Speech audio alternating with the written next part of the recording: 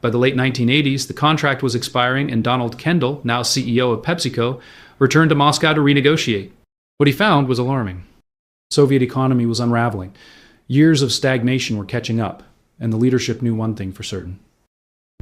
If Pepsi disappeared, unrest would follow. It had become one of the last visible comforts left. When Kendall asked how they planned to close the financial gap, the answer was silence. No dollars.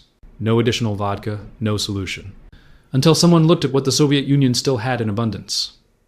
Weapons. In a quiet meeting room, a Soviet official slid a paper across the table. It was not a check. It was a list. Warships, submarines, military hardware. The proposal was simple and insane. They could not pay for Pepsi with money, so they would pay with the Navy. The ships were old, obsolete, and rusting. They weren't meant to be used. They were meant to be sold, scrapped, and turned into metal. Pepsi accepted. And for a brief legal moment, PepsiCo technically owned one of the largest submarine fleets in the world. The ships were transferred to Norwegian scrapyards. They were cut apart, melted down, and recycled, a quiet end for vessels built to fight a global war.